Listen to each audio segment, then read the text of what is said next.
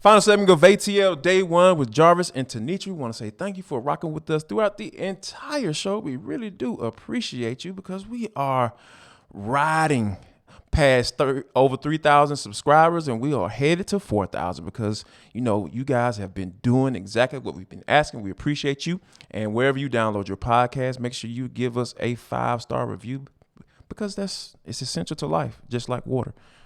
I mean, what else needs to be said after that? But this is For the Culture. It is the intersection between sports, entertainment, and the culture, and sometimes whatever the hell we want to talk about because that's how we get down on this show. Now, I don't know about you, T, but I am kind of like on this the edge right now because when you sent me this story about bus drivers and DUI, anytime I see that in the title, I'm just like, all right, somebody needs to be slapped at this point because, Pickens County, a bus driver drove drunk, been charged with DUI, and there was another driver that supposedly finished the route and was maybe potentially about to be charged with a DUI as well. I was like, let me just ask you this, T, because I got to get my thoughts together because, like I said, I'm about ready to fight because I can't imagine my baby girl's been on the bus where somebody's driving drunk. Like, let me see about them, and you ain't got to worry about getting no criminal charges. But what in the world is going on in Pickens County? Yeah, and I would agree with you. Thinking back to my nephew's younger years, and Right, you get so excited about the first day of school, especially kindergarten, and putting them on the bus, and right. giving them their little independence or whatever. Let me tell you something. If I had seen either one of them, I wouldn't have had to smell their breath or anything like that. They On site. were on site. Like, no, sir, no, ma'am. I'll be taking my nephew to school because you, oh no. And I can't find a euphemistic way to say what I really want to say. So I'm gonna Right. leave it at I would not put my kid on a bus with you because I'm not sure that drunkenness is the most egregious thing that you might be capable of because wee those mug shots, I'm like, yeah, no. If I had to walk a mile to take my kid to school versus putting them on a bus with those two, well, let's put our walking shoes on and get to going. Yeah, it's a reason why baby girl hasn't ridden on the bus just yet.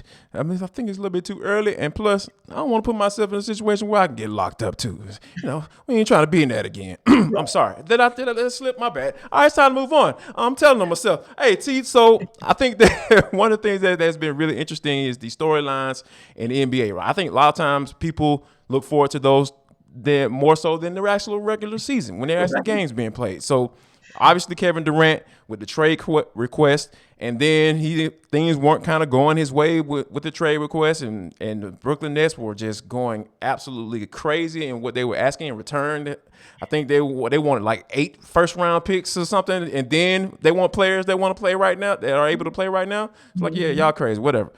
So he came out and said, y'all need to fire the general manager with Sean Marks and then fire the head coach, Steve Nash.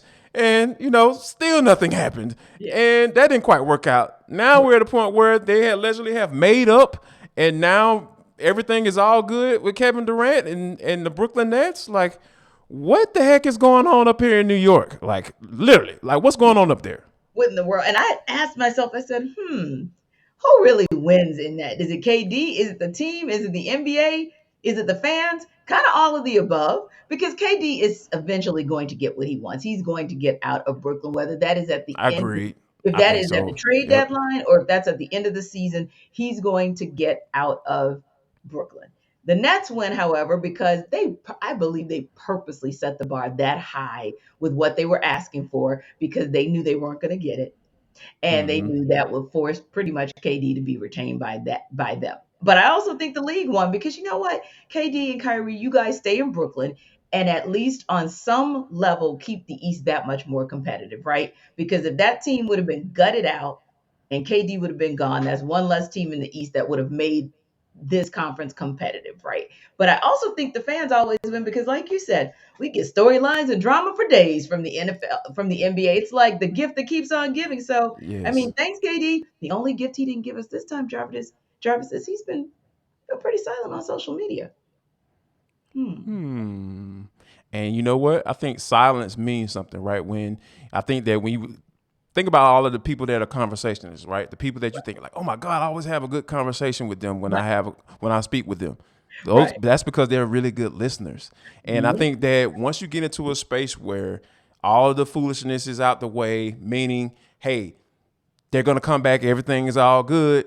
That's when you start having the real trade conversations. That's when Oh, you start to be able to really get to something. And then the Brooklyn mhm. Nets are able to hear or listen to those teams and then they'll come to a situation where in their minds, they're like, all right, yeah, we were crazy because we wanted to get to this space. We wanted to get to a point where all the foolishness is out the way and we're going to focus on getting the season together. Mhm. Meanwhile, hey, be quiet, KD, and we'll be quiet on our end as well. And hey, Steve Nash, suck it up, Buttercup. Hey, if they think you suck as a head coach, prove them wrong. And I think that everybody be able to come together. Hey, we're gonna focus on winning games, and Yes. then if we get a deal that makes sense, Mhm. then we'll move forward. So I think that all of those factors that you pretty much laid out as well, I think that you'll probably get a deal that makes Mhm. sense for both sides. Yes. And because you don't want all of this drama going into the season, because at the end of the day, if they don't perform, you know who's gonna get the blame. It's gonna be Steve Mhm. Nash at the Nope. end of the day, and and that's never good. That you're firing your coach. You got a team that necessarily is not going to do anything in the playoffs the way it's currently constructed. Mhm. You almost gotta have those behind the scene conversations, because you have to get to a point where the deal makes sense and you got both parties are like, all right, we're definitely satisfied. But Sure. speaking of being satisfied though, T, today is National National Waffle Waffle Day. Day. And I don't even think you have to ask me where I'm going if I want to go get me a waffle, Yeah. because Waffle House. Like there's no other place to go. But I know more than likely. I want to ask you because I know you're probably gonna name some fufu restaurant that I've never been to, and it's probably gonna be the most amazing waffle you ever tasted. Of course. So, of course, I mean, I'm always here for the brunch brunch. So, yeah. But today, in honor of National Waffle Day, because hey, we got a podcast to record, so I couldn't go sit at my shishi fufu restaurant, but I could hit Fifth and Spring and go to that Waffle House on Georgia Tech's campus, which is what I did on the way to the podcast Yes, that indeed. from my first job to this second job, right? So, yeah, I absolutely listen. Waffle House never disappoints. I don't care Can't. whether look, you can So go to consistent. places. Yeah, I mean the consistency is amazing. So I mean, you can go to all of these great spots that we love to go to in the city. Whether or not that is a spot like Canoe, that's one of my favorite ones out there in that Smyrna, Vinings area. But also, I really like ABC Chicken and Waffles. Got to give a shout out to them because they're the extension of the Atlanta Breakfast Club, which you all know I am obsessed with. The Atlanta Mm-hmm. Breakfast Club. So ABC Chicken and Waffles is right there on Auburn Avenue, right around the corner from the Madam C.J. Walker Museum, if you guys are aware, or around the Ah. corner from MLK's Center, if you will. But yeah, it's this low key. And look, all they serve, Jarvis, is chicken and waffles. Chicken and waffles. Chicken I love it. and waffles. Keep it And simple, I'm baby. telling you, the compote they put together, and look, we're in the peach state, right? So the compote that they put together is a peach compote. You don't even need syrup. It's so amazing. And the actual chicken, it's a chicken breast, by the way, so not Mm-hmm. chicken wings. But oh my God, it's so succulent, and they season it so very well. So listen, check out your neighborhood Waffle House if you don't have much time on your hands Man, I'm today. hungry. But definitely still check out ABC Chicken and Waffles. Those are my people, and they absolutely have amazing service, good prices, and great food. So anyway, that's my spiel for waffles. But Jarvis, before we wrap up, I know you mentioned Waffle House as one of your favorites. So my question to you is, do you just like the plain old waffle? Do you need it remixed with some flavor? I mean, how you like the waffle? Pecan waffle, baby. That's it. That's it. I That's love the the pecan answer. waffle. That's the Absolutely. answer right there.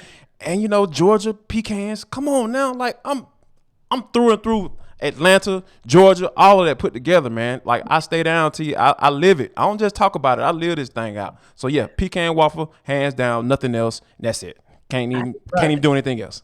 Yeah, the only other one that even compares at Waffle House is the apple cinnamon when they bake it, when they bake it in, when they bake it in. Ooh. But speaking of getting baked, getting cooked, getting fried, however you want to call it, we hope to talk about the Braves cooking, frying, baking the Pirates today and getting their second sweep over the Pirates of the season. We'll talk about it Yes. tomorrow. And we're so excited anytime we can talk to you guys about football. I mean, football. We're getting closer to week 0 of college football. So we might throw a little bit of that in there. And of course, we'll give you guys any updates and downloads we have for you on the Falcons and anything else going on right here in Atlanta.